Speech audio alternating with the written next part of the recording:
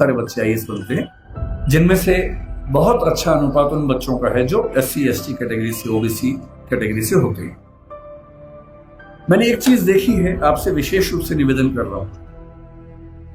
बहुत सारे ऐसे बच्चे होते हैं जो समाज के पिछड़े समुदाय से आते हैं और उनको इस बात की बड़ी शर्मिंदगी होती है कि मैं पिछड़े समुदाय से हूं। उनको आरक्षण मिलता है, वो IAS बनते हैं, IPS बनते हैं, और IAS IPS बनने के बाद कोशिश करते हैं कि उनकी वो पहचान खत्म हो जाए कि वो पिछड़े समुदाय से हैं, और वो किसी उच्च समुदाय के व्यक्ति से शादी ब्याह करके अपने आप को वहां एक्सेप्ट करवाने किसी तरह से ऐसी उधेड़-बुन में लग जाते हैं। मैं आपसे एक बात का निवेदन करना चाह रहा हूं, जिस समाज से आप हैं उस समाज को लेकर शर्मिंदा कभी नहीं होना, एकदम नहीं होना। आप सिविल सेवक बनेंगे, नेता बनेंगे, पुलिस वाले बनेंगे, जज बनेंगे, जो भी बनेंगे, आपकी मुख्य जिम्मेदारी संविधान के प्रति है, अपने दायित्वों के प्रति है, एकदम ठीक बात है, उसमें कोई कोताही करनी भी नहीं चाहिए। पर ध्यान रखना है, आरक्षण के पीछे का मूल तर्क क्या है। आप सोच के देखिए कि इस देश में कुल नौकरियां अगर मैं मान लूं केंद्र में तो 1 लाख के आसपास, जिनमें SC समाज की 15,000 के आसपास होंगी।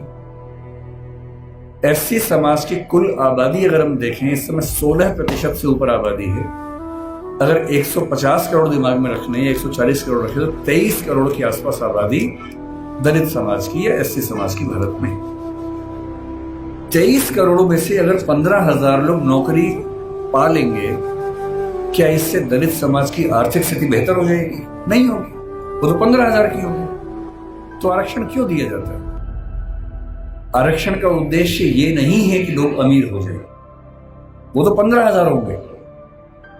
आरक्षण का उद्देश्य ये है कि जब पूरे एक गांव में एक दलित बच्चा या ST बच्चा या OBC बच्चा IAS बनता है या जज बनता है, उस गांव के हर व्यक्ति को कॉन्फिडेंस आ जाता है कि दिक्कत आएगी तो मेरा छोटा भाई मेरे साथ खड़ा होगा, और आपको वो छोटा भाई छोटी बहन बनना है।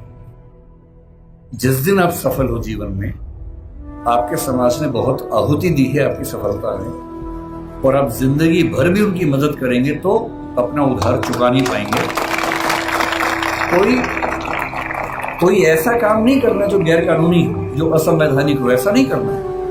अपनी नौकरी की हदों में रहना है, अपने नियमों का पालन करना है। लेकिन जैसे आप IAS बनेंगे, आपके परिवार में कोई संकट में होगा, उसकी हेल्प करेंगे।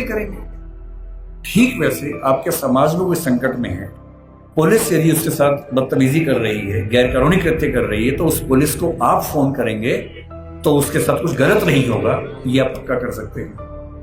अंबेडकर साहब से सीखना चाहिए कि मैं जिस पृष्ठभूमि से हूं उस पर शर्माना नहीं है। अगर वो पीछे की स्थिति है तो उससे लड़ना है, और अपने साथ साथ अपने पूरे समाज को मुख्य धारा में लाने के लिए टेढ़ी चोटी का जोर लगाना है। ये सीखना। तो पहली बात सीखनी है पढ़ाई, दूसरी बात सीखनी है अपने समाज का साथ देना। पीछे कोई भी हट सकता है। जाति को लेकर कबीरदास ने बड़ी गहरी बात कही थी कि व्यक्ति की पहचान उसकी योग्यता से होनी चाहिए, मेहनत से होनी चाहिए। जाति में क्या रखा हुआ है? उन्होंने कहा, जाति न पूछो साधु की, पूछ लीजिए ज्ञान। ज्ञान पूछो, मोल करो तलवार का, पड़ी रहन दो म्यान। म्यान में क्या रखा है?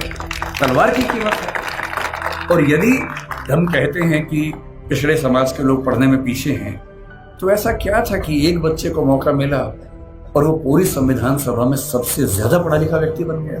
इसका मतलब है कि अवसर मिले, जुनून हो तो व्यक्ति कुछ भी कर सकता है।